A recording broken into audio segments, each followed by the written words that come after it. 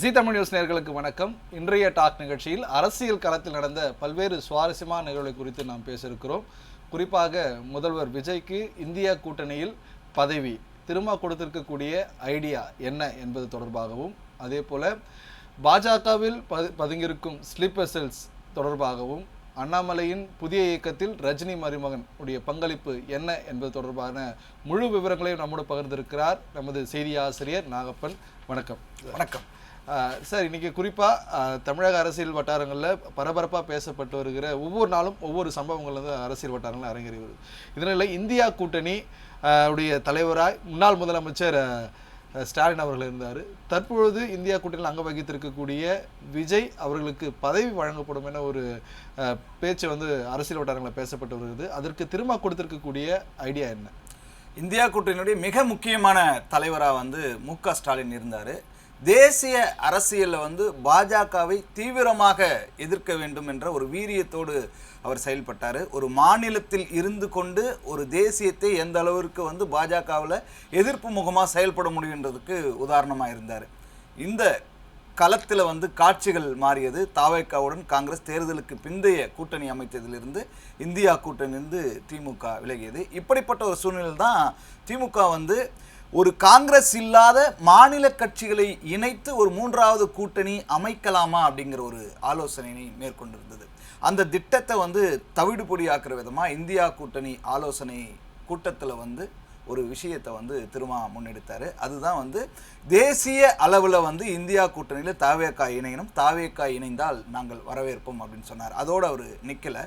இன்னொரு பக்கமாக இந்தியா கூட்டணியினுடைய ஒருங்கிணைப்பாளராக முதலமைச்சர் விஜயை நியமிக்கணும் அப்படிங்கிற ஒரு அட்வைஸை அவர் சொல்லியிருக்காரு, ஒரு யோசனையை அவர் சொல்லியிருக்காரு. அதை தீவிரமாக பரிசீலித்து வருகிறார்கள் காங்கிரஸ் தரப்பில். இப்போ டெல்லி நிதி ஆயோக் கூட்டத்துக்காக போன முதலமைச்சர் விஜய் சோனியா காந்தி, ராகுல் காந்தியை பார்த்த உடனே இது சம்பந்தமான பேச்சுவார்த்தைகளும் நடந்திருக்கு. இது வரைக்கும் அந்த இந்தியா கூட்டணி ஆலோசனை கூட்டத்தில் தாவேகாவுக்கு அழைப்பு இல்லை அப்படின்ற விமர்சனங்கள் இருந்த நிலையில் ஆகஸ்ட் மாதம் நடைபெறுகின்ற இந்தியா கூட்டணி ஆலோசனை கூட்டத்தில் தாவேகா பங்கேற்கும். அப்போ அவருக்கு அந்த பதவி இந்தியா கூட்டணியுடைய ஒருங்கிணைப்பாளர் அப்படிங்கிற பொறுப்பும் பதவியும் அளிக்கப்படும் அப்படிங்கிறதா ஒரு ஹாட் டாப்பிக்காக இருக்குது. அப்போ திமுக தனித்து விடப்படுகிறதா அல்லது அவங்களுடைய திட்டம் என்ன அப்படின்றது இன்னுமே பெரிய பேசுபொருளாக இருக்குது. இன்னொரு பக்கம் தேசிய அரசியல் முகமாக தாவேகா கொஞ்சம் கொஞ்சமாக தங்களை வார்த்தெடுக்க ஒரு வழியை காங்கிரஸ் உருவாக்கி கொடுத்துருக்கு. இந்த ராஜ்யசபா சீட் கொடுத்த பிறகு இவர்களுக்கான உறவுன்றது இன்னும் அடுத்த கட்டத்தை நோக்கி போயிருக்குன்றது தான் சொல்லணும். கண்டிப்பாக. ஏன்னா தாவேகா ஆட்சி பொறுப்பு எடுத்து அதாவது முதல் ராஜ்யசபா எம்பின்ற ஒரு சீட்டையும் காங்கிரஸுக்கு விட்டு கொடுத்துருக்காங்க. இதனால் ஒரு நல்ல ஒரு இணக்கத்தை காங்கிரஸுடன் தாவேகா வைத்துக் கொள்ள வேண்டும் என்பது முற்படுகிறது புரிய வருகிறது. ஆனால் பின்வரும் நாட்களில் அதாவது நாடாளுமன்ற தேர்தல் நடக்க இருக்கு. ஏன்னா அது போன்ற நேரங்களில் இப்போது கேரளா இல்லை அண்டை மாநிலங்களில் விஜயுடைய ஆதரவு அதிகரித்து காணப்படுது. ஒரு ரசிகர் என்ற ஒரு பிம்பமும் தமிழ்நாடு முதலமைச்சர் ஒரு கட்சி தாண்டி ஒரு நடிகராய் அவருக்கு இருக்கக்கூடிய ரசிகர் பட்டாளம் ஏராளம். அந்த வாக்குகள் காங்கிரஸுக்கு மாறக்கூட இது காங்கிரஸுக்கு ஒரு வலிமையான ஒரு நோக்கா இருக்கு. ஒரு தென் மாநிலங்களை பொறுத்த வரைக்கும் இப்போ காங்கிரஸ் பலம் பெற்று வருகிறது அப்படின்னு தான் சொல்லணும். கேரளாவில் இப்போ ஆட்சியை பிடிச்சிருக்காங்க, தெலுங்கானாவில் ஆட்சியில் இருக்காங்க அப்படின்னும் போது இங்கே தமிழ்நாட்டில் கூட்டணி ஆட்சி அப்படிங்கிற விஷயம் இருக்குது. அப்போ இன்னும் பலம் பெற்று வர வேண்டுமானால் விஜய்க்கு இருக்கின்ற ரசிகர்கள் தொண்டர்களுடைய பலம் இருக்குது. ஆல்ரெடி கேரளாவிலையும் இன்னும் அதிகமான ரசிகர்கள் இருக்காங்க. தெலுங்கானா ஆந்திராவிலையும் கொடி நாட்ட வேண்டும் தமிழக வெற்றி கழகத்தை எப்படி அங்கே கொண்டு போய் சேர்க்கணுன்ற முயற்சியில் விஜய் இருக்காரு. அப்ப இதையெல்லாம் பலப்படுத்துகிற போது பாஜகவை தீவிரமாக எதிர்ப்பதற்கு காங்கிரஸுக்கு பெரிய துணையாக விஜய் இருப்பார் அப்படின்றது தான் நம்புறாங்க. இன்னொரு பக்கம் இப்போது ஏன் ராஜ்யசபா சீட் கொடுத்தாங்க காங்கிரஸுக்கு அப்படின்னும் போது நாடாளுமன்றம் அப்படிங்கிறது காங்கிரஸினுடைய குரலும் ஓங்கி ஒலிக்கணும், நமக்கு ஆதரவாக செயல்படணும். கூட்டணி ஆட்சின்றது வெறுமனே பெயரளவில் இருக்கக்கூடாது. நிறைய விஷயங்கள் அதில் பதிவு பண்ண வேண்டிய தேவை இருக்குது. அப்போ 2 ஆண்டுகள் பதவி தான் அது இருக்குது. சி.வி. சண்முகம் ராஜினாமா பண்ணதுனால இருந்தாலுமே அதை கொடுத்தது பிரவீன் சக்கரவர்த்திக்காக காங்கிரஸுக்கு கொடுத்துருக்காங்க. முதல் முறையாக திமுகவிலிருந்து காங்கிரஸ் விலக போகுது என்பது பிரவீன் சக்கரவர்த்தி விஜய் அவர்களை சந்தித்த பிற்பாடு தான் இந்த ஒரு சலசலப்பு காங்கிரஸுக்கும் திமுகவுக்கும் ஏற்பட்ட. தேர்தலுக்கு முன்னாடி கூட்டணியில் திமுக கூட்டணியில் காங்கிரஸ் இருக்கும்போதே விசில் பற்றி அதிகமாக பேசி நிறைய விஷயங்களை பேசினவர் பிரவீன் சக்கரவர்த்தி. அந்த விஷயங்கள்லாம் தாண்டி இப்போ அது கொடுத்திருக்கிறதுக்கான காரணமும் இந்த கூட்டணி வந்து மலர்ந்திருக்குன்னு தான். அதனால தான் 2 அமைச்சர்கள் தமிழக அமைச்சரவையில் இடம்பெற்ற பிறகும் காங்கிரஸுக்கு வந்து இது காங்கிரஸுக்கு கிடைச்சிருக்கு ஒரு பெரிய வெற்றி. ஏன்னா ஆட்சி அதிகாரத்தில் பங்கு என்பது காங்கிரஸுக்கு நீண்ட நாள் இல்லாத ஒரு இது. தாவேகா தரப்புல அமைச்சரவையில் 2 இடங்களும் ராஜ்யசபா ஒரு இடமும் கொடுத்து காங்கிரஸ் ஒரு அங்கீகரிக்கப்பட்ட ஒரு கட்சியாக தமிழகத்தில் உருவாக்கி இருக்கிற ஒரு பெரும் பங்கு தாவேகா தலைவர் முதல்வர் விஜய்க்கு அது இருக்கு. இப்போ இது ஒரு பக்கம் சென்று கொண்டு இருக்க, மற்றொரு புறம் அமைச்சரவையில் மாற்றம் என ஒரு தகவல் வந்து இப்போ பரவலாக பரவிட்டு வருவதை பார்க்குறோம். அமைச்சர்களுக்கு எந்த ஒரு அதிகாரமும் வந்து வழங்கப்படலை.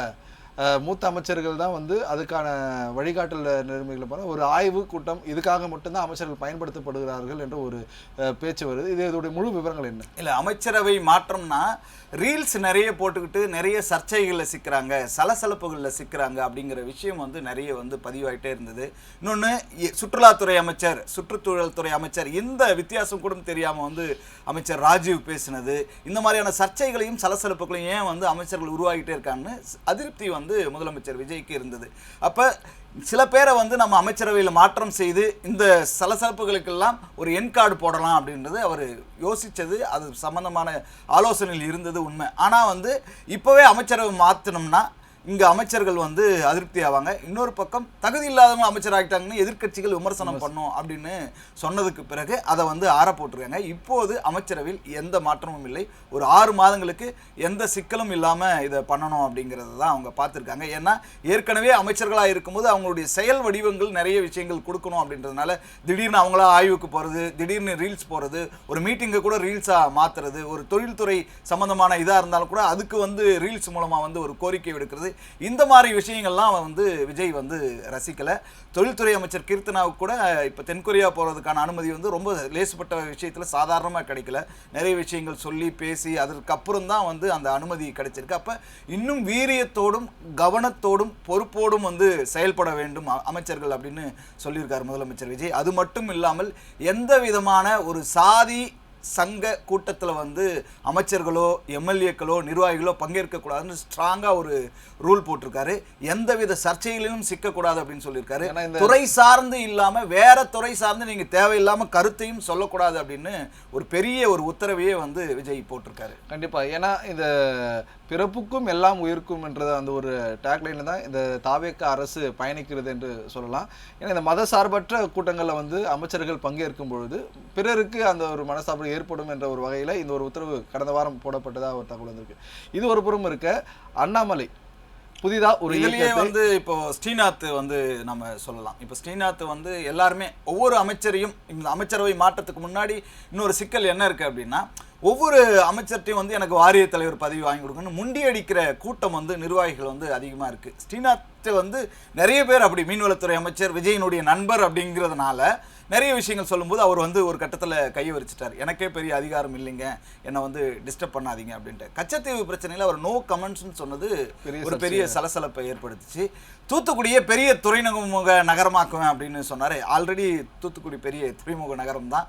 இந்த மாதிரி அவர் மாற்றி சொன்னது, தன் தொகுதியை சாராமல் இன்னொரு தொகுதிக்கு போய் அங்கே வாக்காளர்களுக்கு நன்றி சொன்னதுன்னு நிறைய சர்ச்சைகளில் சிக்கினதுனால அவர் வந்து கொஞ்சம் மௌனம் காக்கிறார். இன்னொரு பக்கம் எல்லாரும் முண்டி அடிச்சுக்கிட்டு எனக்கு பதவி கொடுங்க, உனக்கு பதவி கொடுங்க, இந்த மாதிரி மாமன் மச்சான் இப்படியான இது வரும்போது அவர் இவங்களெல்லாம் சமாளிக்கவே முடியல, ரொம்பவே திணறி போயிட்டார். அந்த கட்டத்தில் தான் வந்து எனக்கு எந்த அதிகாரமும் இல்லை அப்படின்ட்டு எல்லாரையும் ஆஃப் பண்ணி வச்சுருக்காரு. அப்போ வந்து நிறைய விஷயங்களில் தாவேக்காவில் வந்து மாற்றங்கள் வரும். தொடர்ந்து வந்து சர்ச்சைகள் எல்லாம் தாண்டி அவங்க வந்து ஒழுங்காக செயல்படணுங்கிறது தான் ஒரு மெசேஜாக சொல்லி. கண்டிப்பாக. இது ஒரு புறம் இருக்க, அண்ணாமலை அவர் பாஜகவிலிருந்து விலகி வி ஆர் த லீடர்னு ஒரு இயக்கத்தை துவங்கியிருக்கார். இந்த இயக்கத்தில் ரஜினி மருமகனுக்கு ஒரு முக்கிய பங்கு இருக்கு, அவருக்கு முக்கிய பதவி வந்து வழங்கப்பட போறான்னு ஒரு அரசியல் வட்டாரங்கள் ஒரு பரபரப்பாக பேசப்பட்டு வரக்கூடிய இது காணொலியை நம்மளால் பார்க்க முடியுது. இது மற்றொரு புறம், அண்ணாமலை இயக்கத்தை துவங்கத்துக்கு முன்பதாகவே ரஜினி அவரை வந்து அழைத்தார் என்ற ஒரு பதிவும் அவர் பதிவு செய்திருந்தார். இதோட முழு விவரங்கள் என்ன? ரஜினியுடைய ஆதரவோடும் ஆசீர்வாதத்தோடும் அண்ணாமலை வந்து புதிய இயக்கத்தை தொடங்கியிருக்காருன்னே சொல்லலாம். ஆரம்ப காலகட்டத்திலேயே வந்து ரஜினி வந்து சிஎம் கேண்டிடேட்டாக அண்ணாமலை போடணும் அப்படின்ற விருப்பத்தின் அடிப்படையில் பேச்சுவார்த்தை நடத்தும்போது அவர் வந்து அதுக்கு முன்னாடி பிஎல் சந்தோஷை பார்த்து பாஜகவில் இணைவதை உறுதிப்படுத்தினார். அதனால் அப்போ ரஜினியோடு இணைந்து செயல்படுகின்ற ஒரு விஷயம் வந்து நடக்காமல் போயிடுச்சு அண்ணாமலைக்கு. இப்படிப்பட்ட ஒரு சூழ்நிலை, ஒரு வெல்விஷர், ஒரு சீனியர், ஒரு உச்ச நட்சத்திரம் அப்படிங்கிறதுனால அவருடைய ஆசீர்வாதத்தோடு தான் நம்ம வந்து இந்த இயக்கத்தை ஆரம்பிக்கணும் அப்படின்றத வந்து அவர் உறுதியாக இருந்தார். அதே நாளில் வந்து மக்கள் மேடைன்னு லதா ரஜினிகாந்துமே உருவாக்குனத இயக்கத்தை ஆரம்பித்ததை வந்து பார்த்தோம். என்ன கணக்கு இப்போ இருக்குது அப்படின்னு பார்த்தா, பாஜகவினுடைய முகமாக நான் தொடர்ந்து வெளிப்படுத்தக்கூடாது அப்படிங்கிறது அண்ணாமலையுடைய பெரிய இதாக இருக்குது. ஒரு மதச்சார்பற்ற முற்போக்கு கூட்டணி ஆட்சி அப்படிங்கிறது தமிழ்நாட்டில் நடக்கும்போது இங்கே வந்து தமிழ்நாட்டு நலன் சார்ந்த கோரிக்கைகளை தான் முன்னிலைப்படுத்தணும். மத்திய பாஜக அரசினுடைய நிறைய விஷயங்களை வந்து இங்கே பதிவு பண்ணோம்னா இங்கே மக்கள் வந்து எதிர்ப்பு வந்து அதிகமாக இருக்கும். அப்போ வந்து தன்னை வந்து ஆதரிக்க மாட்டாங்க அப்படிங்கிற இது இருக்குது. அதனால தான் ஒரு இருமொழி கொள்கையை வந்து ஆதரிச்சிருக்காரு, மும்மொழி கொள்கையை வந்து எதிர்த்திருக்காரு. இதே மாதிரி மாநில நலன் சார்ந்த கோரிக்கைகளை தான் அண்ணாமலை வந்து கவனம் செலுத்துவார். இப்படியான சூழலில் வந்து ரஜினிகாந்தினுடைய இரண்டாவது மகள் சௌந்தர்யா, அவருடைய கணவர் விசாகன் தான் அண்ணாமலையை பார்த்து சந்தித்து நிறைய விஷயங்கள் பேசியிருக்காங்க. அவர் வந்து ஒரு திரைப்பட துறையிலிருந்து வந்தவர் அப்படிங்கிறதுனால அவருக்கு வந்து அரசியல் ஆர்வம் அதிகமாக இருக்கிறதுனால நிறைய விஷயங்கள் வந்து பேசியிருக்காங்க. அப்போ வந்து அரசியல் ஆர்வத்தை வெளிப்படுத்தும் போது இயக்கம் வந்து கட்சியாக மாறணும், கட்டமைப்பில் நிறைய இப்போ 15 லட்சத்துக்கு பேருக்கு மேலே வந்து வி ஆர் த லீடர்ஸில் இயங்கியிருக்காங்கன்னும் போது கட்டமைப்பை இன்னும் 3 மாதங்களுக்கு ஸ்ட்ராங் பண்ணணும். கட்சியாக அதை பதிவு செய்கிற போது விசாகனுக்கு பொதுச் செயலாளர் பதவி வந்து அண்ணாமலை கொடுக்க போகிறதா ஒரு தகவல் வந்து வெளியாகிருக்கு. அப்போ ரஜினியுடைய ஆதரவு ஆசீர்வாதம் இப்போ வந்து ரஜினி மருமகன் மூலமாக அண்ணாமலைக்கு கிடைக்கிறது. அது ரொம்ப சீக்கிரமாக வந்து கிடைச்சிரும் அப்படிங்கிறது தான். கண்டிப்பாக இது ஒரு புறம் இருக்கு. பாஜகவிலிருந்து அண்ணாமலை விலகி இருந்தாலும் ஆனால் பலர் அண்ணாமலையோட ஸ்லீப்பர்ஸ் எல்லாம் பாஜகவில் இன்னும் இருக்கிறாங்க. ஏன்னா முக்கிய முகங்களாக பார்க்கப்பட்ட பலர் அதாவது அண்ணாமலையோட இயக்கத்தில் இணைஞ்சிருக்கிறாங்க. மற்றொரு புறம் அண்ணாமலை அது இயக்கத்தை துவங்கி ஒரு வார காலகட்டத்தில் 20 லட்சத்துக்கு மேல் உறுப்பினர்கள் வந்து சேர்ந்த வண்ணமே இருக்கக்கூடிய நிலையில் பாஜக தமிழகத்தில் அதாவது ஏற்கனவே வந்து தன்னால் நிலைநிற்க முடியாத ஒரு கட்டத்தில் பாஜக இருக்குது. இப்போது அண்ணாமலை போன்ற ஒரு தலைவர்கள் அதிலிருந்து பிரிஞ்சுட்டு பிறகு பாஜகவுடைய அடுத்த கட்ட நகர்வுகள் எப்படி இருக்கும்? ஏன்னா மாநில தலைவராக இருக்கக்கூடிய நயனா நாகேந்திரன் வந்து பொறுப்பாளர்கள் ஒவ்வொரு நிர்வாகிகள் நேரில் சந்திக்கணும் அப்படின்ட்டு வலியுறுத்தி இருக்கிறார். யாரும் வந்து பாஜகவிலிருந்து விலகி போகக்கூடாது, நிர்வாகிகளை செஞ்சு அவங்க குறைகளை வந்து தீர்க்கணும் அப்படின்ட்டு அவர் ஒரு வலியுறுத்தியிருக்கார். அப்போது இப்படியெல்லாம் பாஜக வந்து தன்னுடைய தொண்டர்கள் மாற்று வழியிலையோ மாற்று கட்சியில் தங்களை இணைத்தக்கூடாது என்ற அது ஒரு மும்முரமான செயல்பட்டாலும் இது எந்த அளவுக்கு இது ஒரு தாக்கத்தை ஏற்படுத்தும்? இப்போ கருநாகராஜன், அமர் பிரசாத் ரெட்டிலாம் வந்து இங்கே பாஜகவிலிருந்து விலகி அண்ணாமலையை நோக்கி நகர்ந்து அதில் இணைஞ்சிட்டாங்க, அந்த இயக்கத்தில் இணைஞ்சிட்டாங்க.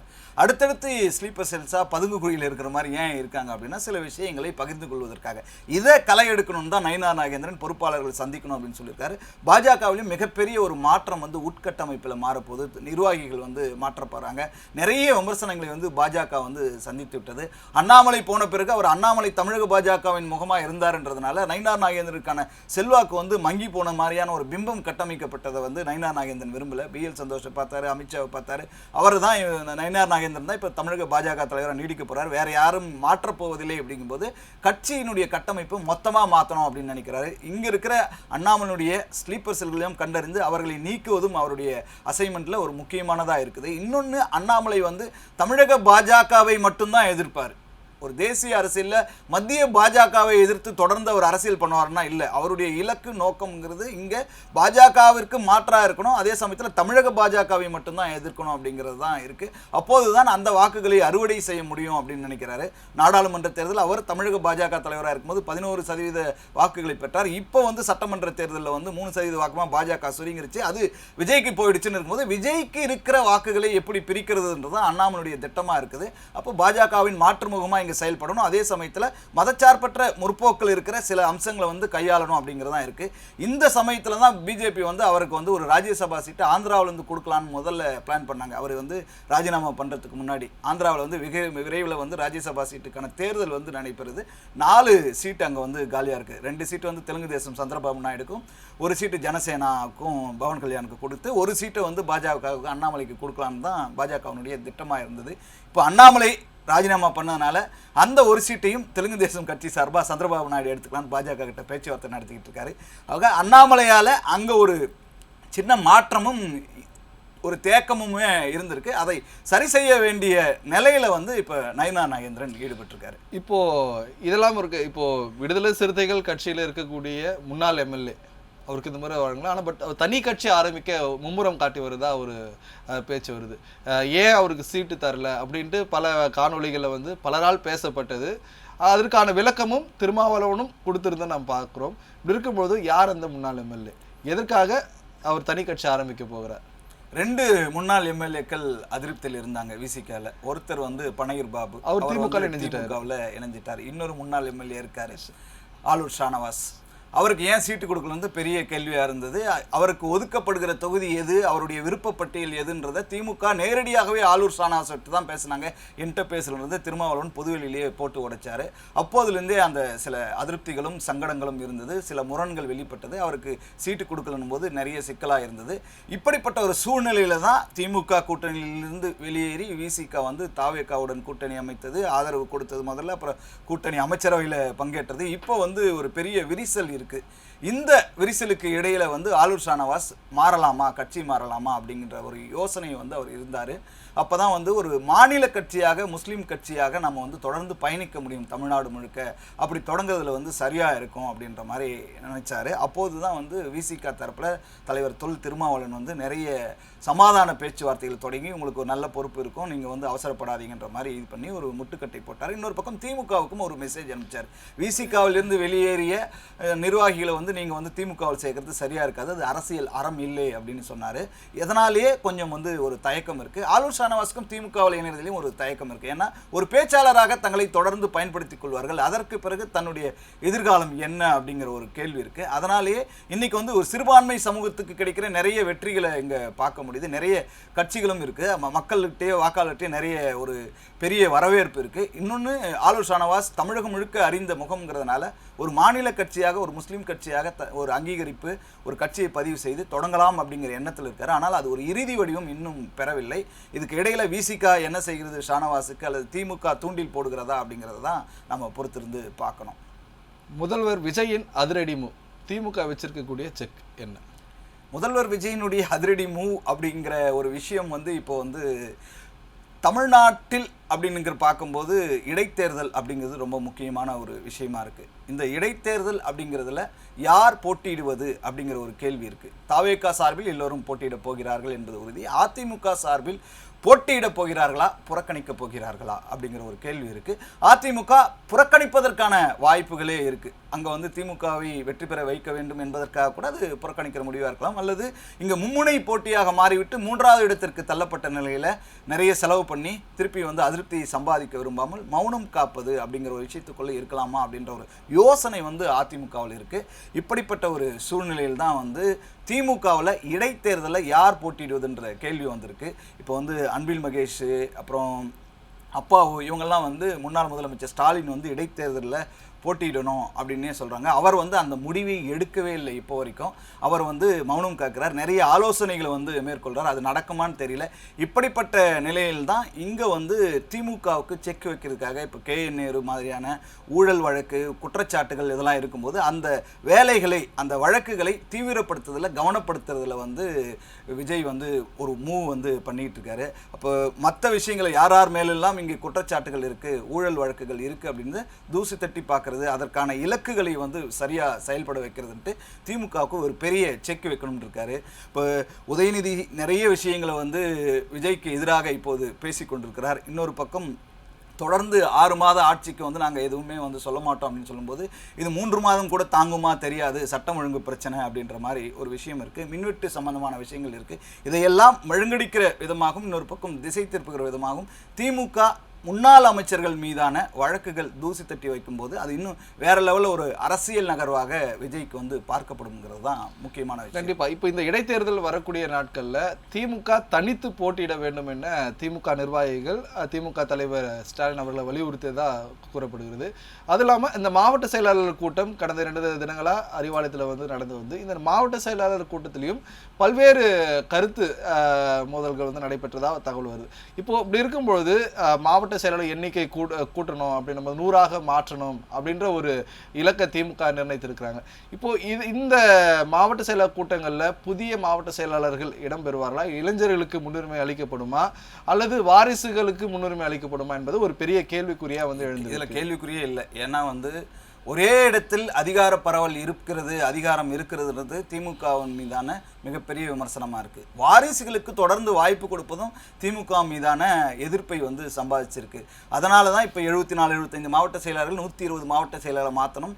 2 தொகுதியிலிருந்து 6 தொகுதி வரைக்கும் ஒரே மாவட்ட செயலாளர் இருக்கும்போது அதிகாரம் ஒரே இடத்தில் குவியுது. அதை வந்து பரவலாக்கம் செய்யணும். இப்போ அந்த பிரச்சனை இனிமேல் வரக்கூடாது அப்படிங்கிறதுக்காக தான் இப்போ அந்த மாவட்ட செயலாளர்களுடைய பொறுப்பு அதிகமாகுது, எண்ணிக்கை அதிகமாகுது. அந்த தோல்வி குறித்த விமர்சனங்களை வந்து முழுமையாக ஆராய்ந்த பிறகு ஒரு புது ரத்தம் திமுகவுக்கு பாய்ச்ச வேண்டும் அப்படிங்கிற ஒரு எண்ணம் வந்து அங்கே இருக்குது. அப்போ இளைஞர்களுக்கு நிறைய வாய்ப்பு கொடுக்க வேண்டும் என்பது தான் உதயநிதி திட்டமாக இருக்குது. இன்றைக்கி தாவேகா வந்த பிறகு இளைஞர்களுடைய வீச்சு எண்ணிக்கை எதுவாக இருந்தாலும் தாவேகாவை நோக்கி நகரும் போது அப்போ ஒரு பாரம்பரிய கட்சியாக திமுக இருக்கும்போது அதில் வந்து இளைஞர்களுடைய கவனம் வந்து திருப்பணும். வெறும் இளைஞரணியில் மட்டுமே அவங்களுக்கு நிர்வாக பொறுப்பு கொடுப்பது மட்டுமே பத்தாது அப்படிங்கிறதுனால மாவட்ட செயலாளர் அதில் இருக்கிற பொறுப்பாளர் அப்படின்ட்டு அதில் வந்து கவனம் செலுத்தணும் அப்படிங்கிற எண்ணத்துக்கும் முடிவுக்கும் வந்து திமுக நகர்ந்திருக்கு. வெகு விரைவில் வந்து அந்த மாற்றம் வந்து நடக்க போகுது. அதே போல் இங்கே வந்து தேர்தலை மட்டுமே முன்னிறுத்தாமல் தொடர்ந்து வந்து எப்படி களமாடணும், எதிர்த்து களமாடுவது, ஒரு ஆக்கப்பூர்வமான எதிர்க்கட்சியாக செயல்படுவது அப்படிங்கிறதுலையும் அவங்க வந்து கவனம் செலுத்திட்டு வராங்க. கண்டிப்பாக அவங்களுடைய பதிலுக்காக நன்றி சார். நன்றி. மற்றொரு நிகழ்ச்சியில் உங்களை சந்திக்கும் வரை உங்களிடமிருந்து விடைபெறுவது நான் சாமுவேல் அபிநயா சார்.